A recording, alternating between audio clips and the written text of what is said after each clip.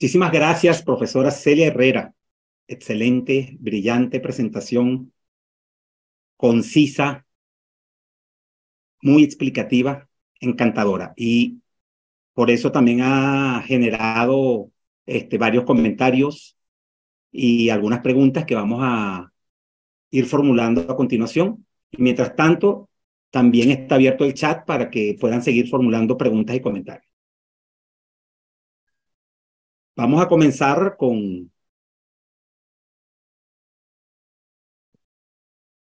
una pregunta que formula Anil Ramakrishna. Primero dice, el aumento de los precios de la gasolina como política de Estado es una estrategia correcta para incentivar el uso de transporte alternativo no contaminante. Adelante, profesora Celia Herrera. Vale, interesantísima la pregunta, muy pertinente. Una de las cosas que nos ha pasado en todos estos años es que el precio absurdo que tenía la gasolina lo que hacía era incentivar el uso del vehículo particular y nos volvimos adictos a una cultura carrocéntrica. Definitivamente, por una parte, es necesario el ajuste de los precios de la gasolina por las pérdidas económicas que supone para el país el subsidio.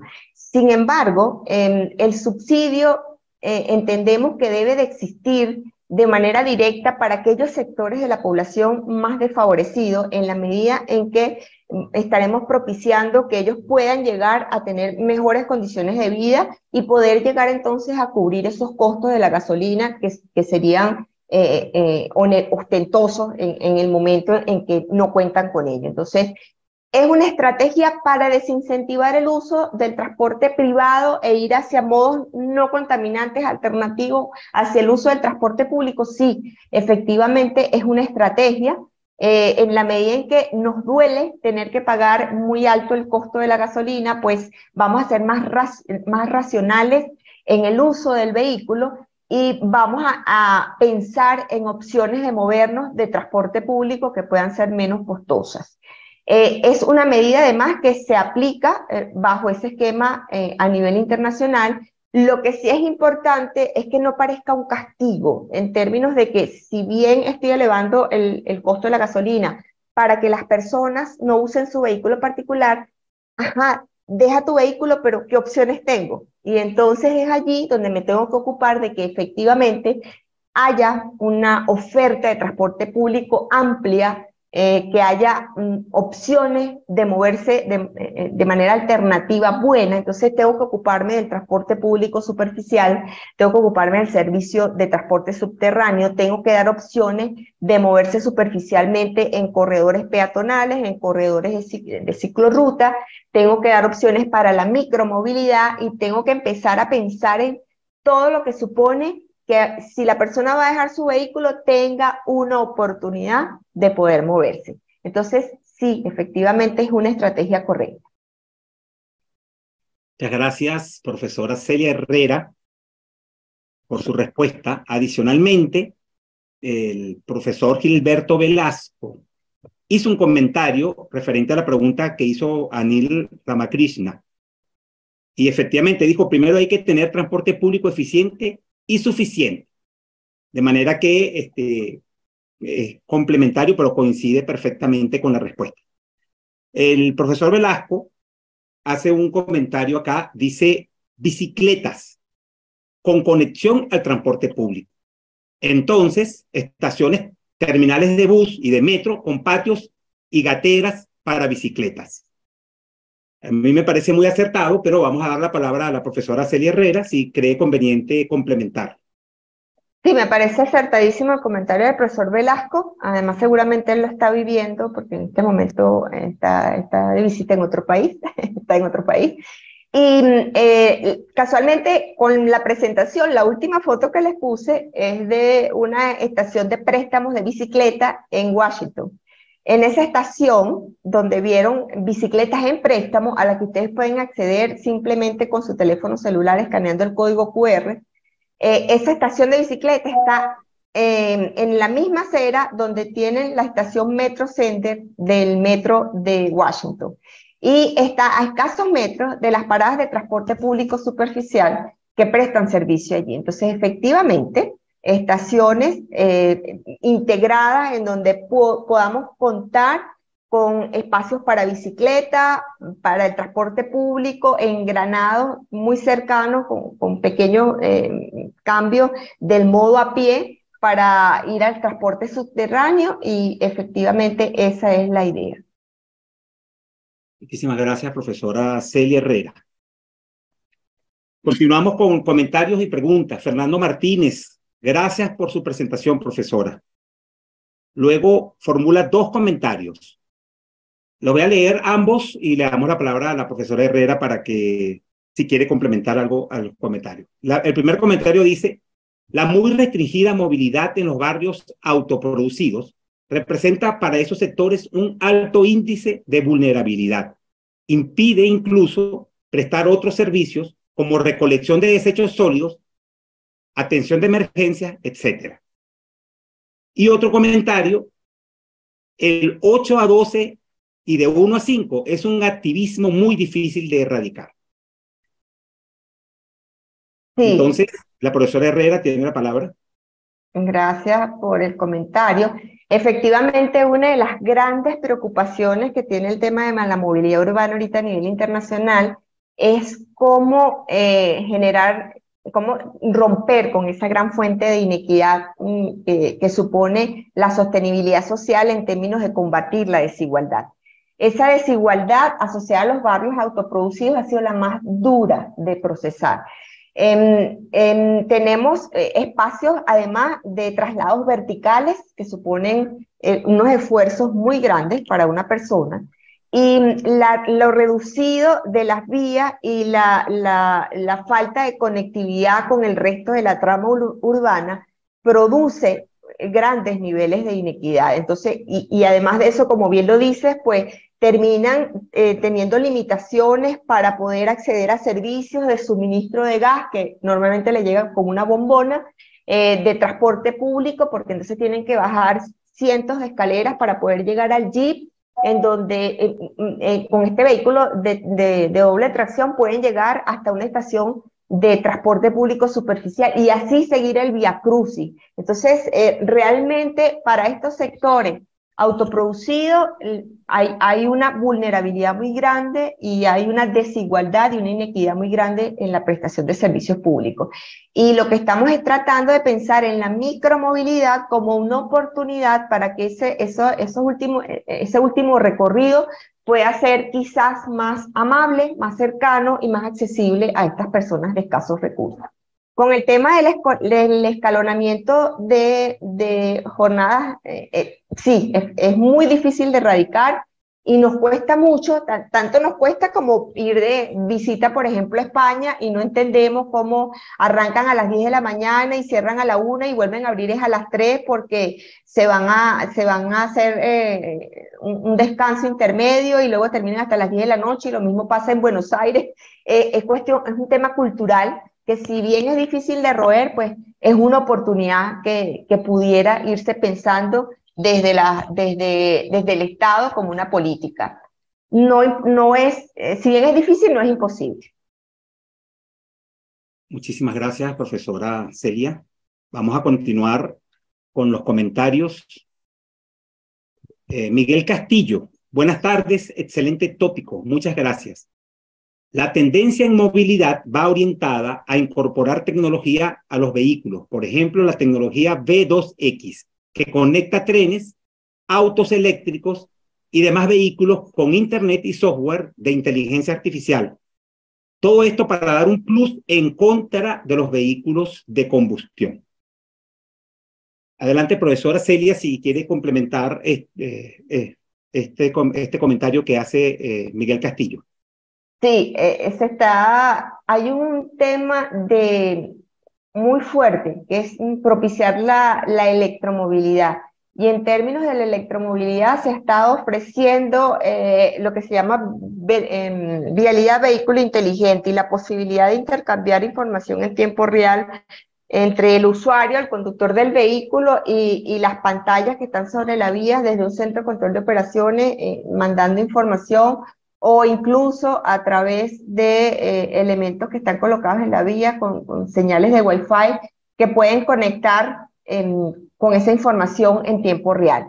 Tenemos una gama variadísima de tecnologías compitiendo en este momento para tratar de combatir el uso del vehículo particular que usa combustibles fósiles.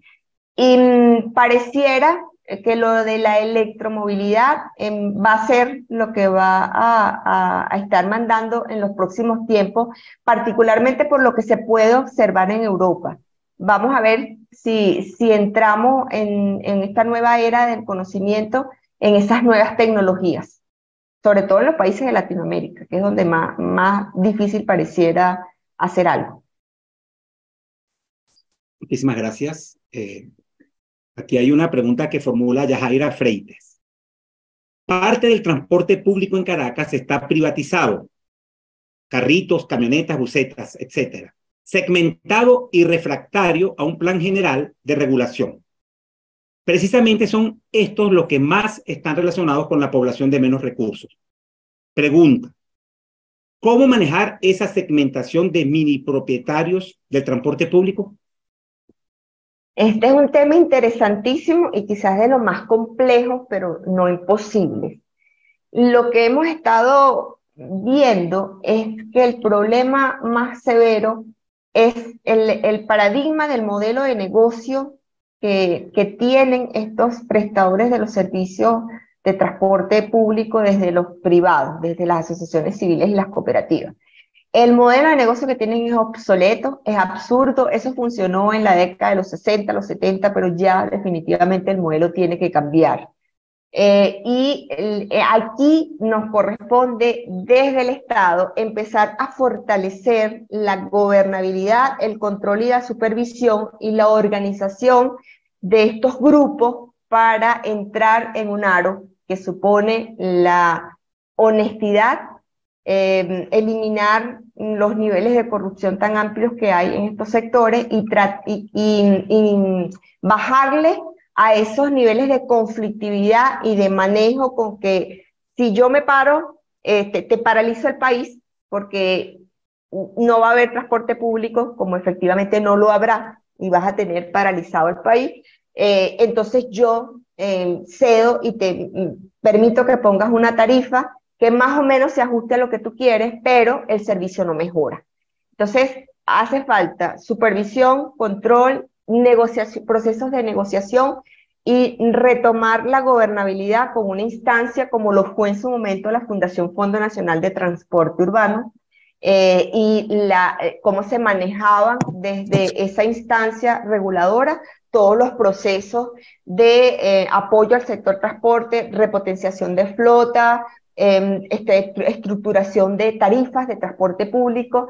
Hay que hacer un trabajo minucioso de hormiguita, pero sistemático y en aras de eso, de la gobernabilidad y de enseñar y educar a estos prestadores de servicios como modelos de negocio nuevos. Muchísimas gracias, profesora Herrera. Fernando Martínez, en el momento que se estaba hablando de los sistemas automatizados para pagos de servicio, Fernando Martínez formuló este comentario. Dice, tarjetas inteligentes o sistemas biométricos sería lo ideal. Los dispositivos tipo teléfono inteligente suponen un obstáculo para muchísima gente de la tercera edad. Si la profesora Herrera quiere complementar el comentario. Me parece estupenda la propuesta y se trata se trata de alcanzar la mayor parte de la población posible y, como les decía, de combatir la desigualdad. Efectivamente, las personas de la tercera edad tendrían problemas quizás en el manejo de las tecnologías, pero además el tener un teléfono inteligente no es accesible a buena parte de la población de bajos recursos. Entonces, si queremos llegar a más personas, hay que pensar en herramientas que no supongan mayor complejidad. Y las tarjetas inteligentes y los sistemas biométricos son una opción siempre viable para establecer esta gestión del pago de los sistemas de transporte con unas maneras novedosas que no supongan el manejo de papel moneda. Muchísimas gracias, profesora Celia. Aquí hay comentarios y preguntas de Juan Shewat. Buenas tardes, excelente charla, profesora Celia Herrera. Indudablemente, tenemos un problema grave de capacidad en las vías. A eso se le une el tema de combustible, disminución del transporte colectivo en el parque automotor. Cabe la siguiente pregunta.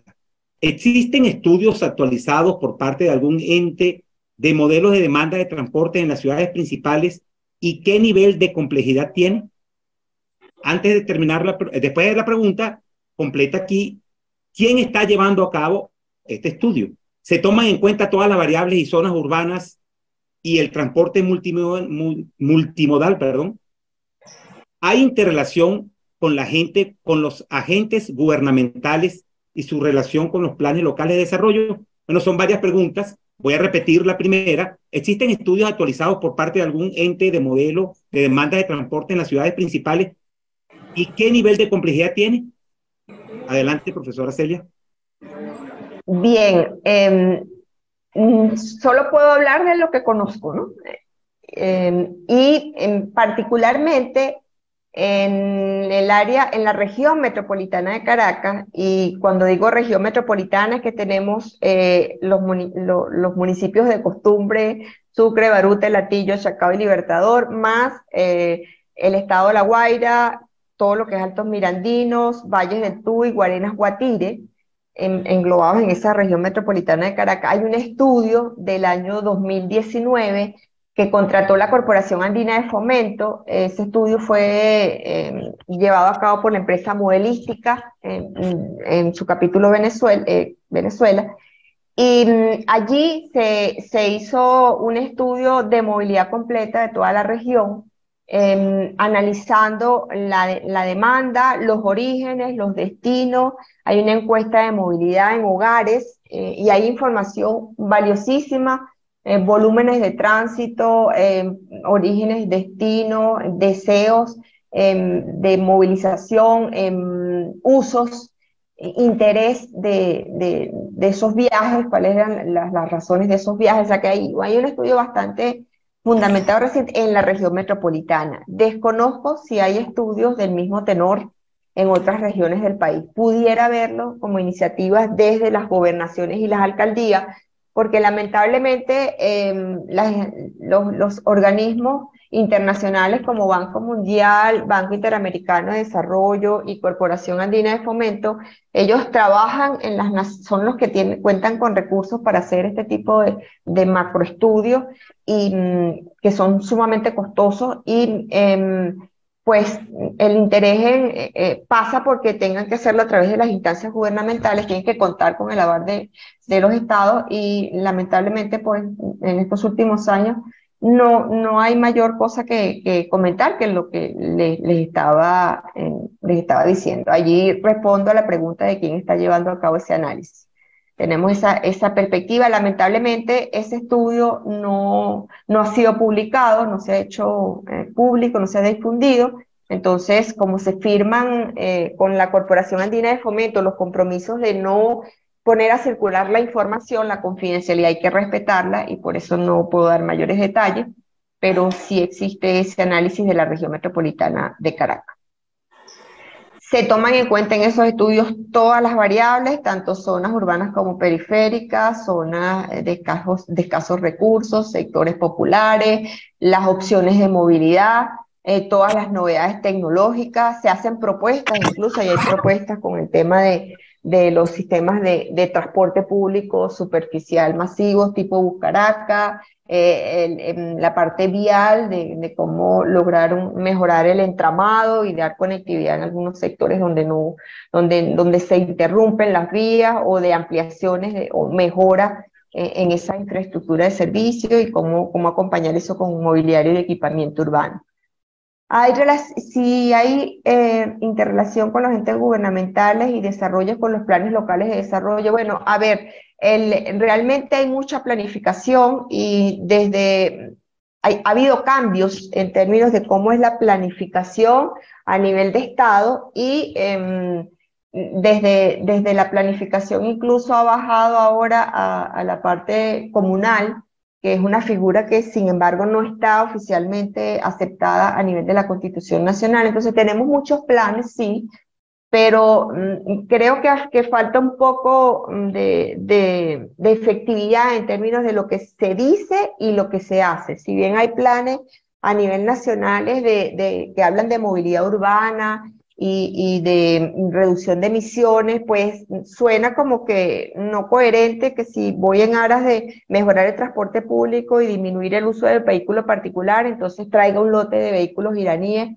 para la venta, para la venta y la comercialización en los espacios. Entonces, y lo que estamos viendo incluso en estos últimos tiempos, quizá desde el año pasado hasta esta fecha, es que se ha incrementado la presencia de parque automotor en nuestras vías y se han incrementado los niveles de congestión.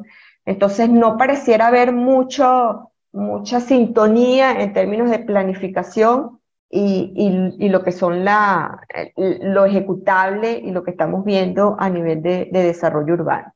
Allí es muy importante, el desarrollo urbano y la movilidad urbana tienen que ir muy de la mano. Gracias, profesora Celia. Aquí el profesor Gilberto Velasco da una opinión la cual suscribo totalmente y además es una opinión de mucha autoridad. Dice, excelente, profesora, presentación amena y muy didáctica de un tema actual y muy importante. Me encanta el cuidado que pone la profesora Herrera en el correcto uso del lenguaje, no de ahora, de siempre.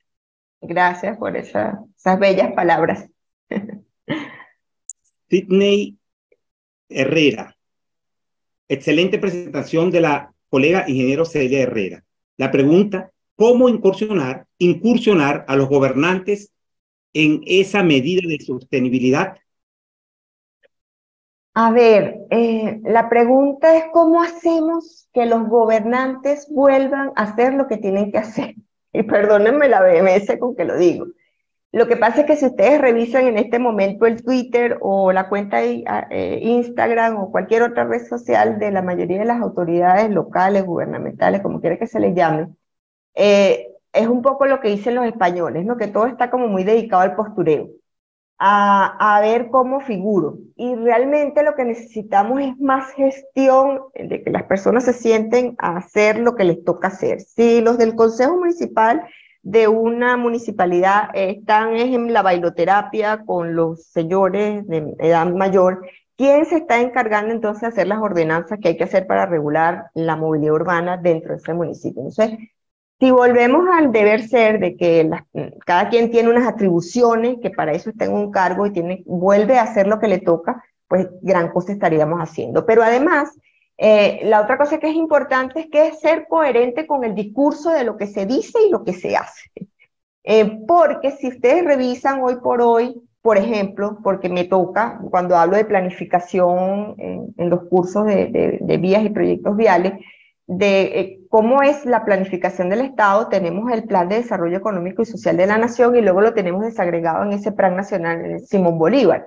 Y el plan que tenemos ahorita, si lo revisamos, habla de movilidad sostenible, habla de seguridad vial, habla de desarrollo urbano, habla de todo el compromiso que tenemos de reducir las emisiones de gases contaminantes, de evitar el ruido, de que vamos a hacer una potencia en sistemas ferroviarios. Entonces, eso que está escrito, ¿cómo lo llevamos a cosas tangibles? Y ahí se requiere empezar a trabajar desde esas instancias de cómo aterrizamos eso, que parecieran unos grandes premisas de deseos muy bonitos e ilusiones, cómo lo llevamos a cosas aterrizables, a ejecutables. Y ese ejecutables, entonces, es lo que nos está haciendo falta, hacer ese match con los gobernantes de turno vamos a dejar un poco el postureo y vamos a dedicarnos a ejecutar lo que dijimos que íbamos a hacer y vamos a empezar a medirnos en términos de indicadores de gestión para poder saber que lo que estamos haciendo es lo que hay que hacer, si está bien, si hay que ajustar y nos dedicamos entonces a trabajar por la verdadera razón por la que estamos ocupando esos cargos de poder en ese momento. Muchas gracias, profesora Celia. Danira Salazar, gracias por la presentación, profesora, saludos. Tomás de la Barra, excelente Celia, felicitaciones. Por cierto, Tomás de la Barra es director fundador de la empresa modelística que es a la que hizo referencia la profesora Herrera en la pregunta de Juan Chewat. Cristóbal Francisco, buenas tardes. Pareciera que existe una resistencia en el conductor venezolano a migrar de gasolina a gas. ¿Conoce si se ha hecho alguna investigación que valore esta hipótesis? Adelante, profesora Celia. A ver, realmente pensando ahorita, no recuerdo ninguna investigación que haya revisado que hable del tema. Sí, obviamente con esa cultura del combustible barato y la otra cosa muy cierta, que es que si queremos poner gas en el vehículo, pónganse en Caracas y tenemos casi que 4 estaciones en las que se surte gas. Entonces, si no hay una oferta importante, pues obviamente vamos a ir hacia lo más inmediato. Yo creo que se tiene que invertir en acondicionar espacios donde haya este tipo de oferta de combustible fósil, que es el gas. La otra cosa interesante es volver al tema de la legislación y la ejecución de las cosas que se dicen. Tenemos un decreto de hace muchísimos años en donde se suponía que en un proceso corto todo el vehículo automotor venezolano iba a tener que contar con la posibilidad de usar gas para la reducción de emisiones contaminantes en el entorno. Hay un decreto al respecto, no recuerdo ahorita el número, pero creo que es 2263. En ese decreto están todas las especificaciones para migrar. Y lo que vimos incluso son cosas muy rudimentarias. La mayor parte de las personas tenían una bombona en la parte de la maleta, y para acondicionar ese espacio y entre la posibilidad de cargar gas, pues sencillamente sacaron la bombona. En el periodo en que tuvimos unos problemas gravísimos de suministro de combustible en Caracas, vimos personas intentando hacer cosas rudimentarias de colocar una bombona en sus vehículos con el riesgo que todo eso supone. Pero lo cierto es que no tengo ahorita referencias de estudios que se hayan hecho al respecto de que haya ese recelo de las personas en migrar hacia un vehículo de combustión con gas. Creo que se trata más de que hay poca oferta y que ha habido poca coherencia entre sacar ese decreto y ocuparnos de que el decreto se le ponga el ejecútese de verdad. Muchas gracias, profesora Herrera. Naile Poleo, que indica que actualmente está desarrollando su tesis doctoral sobre movilidad urbana sostenible, dice lo siguiente: saludos cordiales, excelente presentación. En la ciudad donde vivo hay un desestimulo amplio del vehículo privado por el costo y la escasez de combustible. Aproximadamente el 25% usa bicicleta, pero hay grandes retos: la infraestructura para bicicleta y las normas regulatorias. Me encantó su presentación. Muchísimas gracias, doctora. Qué bueno que está haciendo su trabajo de investigación en esta interesantísima área. Le auguro muchísimo éxito. Efectivamente, pues desincentivar el uso del vehículo particular, pero no tener opción, pareciera demasiado cruel. Es como decirle a la persona: deja tu vehículo y ve a ver cómo te las arreglas. En área urbana hay oportunidad cierta de acondicionar la trama para incorporar ciclorrutas. En ocasiones nos toca que sean ciclorrutas con espacios compartidos con el resto del tránsito automotor. Ahí hay que tomar mucha precaución con las condiciones para la seguridad vial, pero hay también espacios para compartir con peatones y hay también la oportunidad de crear canales segregados, que sería lo ideal. Y hemos visto cómo a raíz de la pandemia, sin duda alguna, ha habido pequeños cambios. Hay una cadena de farmacias en Caracas que ya en sus estacionamientos tiene previsto estacionamiento para bicicleta. Y hay muchos locales comerciales, cafeterías y similares, en donde ya hay sitios para aparcar bicicletas. Y vimos incluso algunas iniciativas. Chacao retomó la ciclovía que había ya, ahora es un ciclocanal, en un pequeño tramo con sus bemoles, y que ahorita volvieron a repavimentar y no demarcaron de nuevo en un trayecto la ciclorruta. Pero hay iniciativas que están tratando de tomar en cuenta estos grupos significativos. Y efectivamente vamos a tener que invertir de ahora en adelante en dar cabida a toda la movida que hay venezolana en acondicionamiento para ciclorrutas. Muchas gracias, profesora Celia. Ya el tiempo se nos está acabando. Hay todavía aquí comentarios y preguntas. Vamos a tratar de agilizarlos un poco. Miguel, muchas gracias. Excelente presentación, profesora. Lamentablemente, cuando visualizamos presentaciones como esta, lograr los objetivos parece una utopía. En función de vencer esta inercia, creo que debería implementarse algún plan piloto en una ciudad pequeña a fin de poder manejar las variables con mayor facilidad. Esto nos serviría para nuestra curva de aprendizaje y, obteniendo resultados positivos, poder trasladar a otras ciudades más grandes e incrementar el alcance de la iniciativa. Y hace una pregunta. ¿Conoce usted alguna ciudad de Venezuela en que tenga algún plan piloto en el sentido de esta presentación? A ver, realmente no. Sí hay planes de desarrollo urbano local en algunas municipalidades que están trabajando en el tema de la movilidad. Actualmente, como les decía, en Chacao hay iniciativas al respecto. En Libertador tenemos cosas recientes como la implementación de parquímetros para regular el uso de estacionamiento sobre la calle en espacios públicos. En el Hatillo se están incorporando flotas de motocicletas que tienen en la parte posterior espacio para hacer transporte público en las zonas rurales más alejadas del casco del Hatillo, y así como esa en Valencia, en Puerto Ordaz, en Guayana, se está trabajando muchísimo desde las localidades, incluso motorizados, desde comunidades, como es el caso de Guayanais en Guayana, en donde desde la universidad con grupos de civiles que están organizados en torno a la movilidad sostenible, están trabajando con ciudades inteligentes y están motorizando cosas que han generado, por ejemplo, una ordenanza de movilidad urbana para ciclistas. Entonces, sí hay iniciativas más que todo motorizadas por las movidas de ciudadanos, pero no conozco en alguna ciudad de Venezuela en particular que tengan un plan piloto previsto en movilidad urbana. Gracias, profesora Herrera. Ya quedan aquí, por fortuna que estamos ajustados a la hora, un par de comentarios de interés. William José Berríos Berrío Amaro. Muchas gracias por su excelente presentación. Su enfoque es sintético como debe ser. Y otro comentario, hay que estabilizar los sistemas de transporte masivo que venían funcionando. En paralelo, retomar el plan ferroviario nacional que está paralizado. Y Gilberto José Guzmán, agradecido por estar aquí. Excelente presentación, profesora. En este último minuto, que ya vamos a comenzar con nuestra charla, si la profesora Herrera quiere dar un cierre.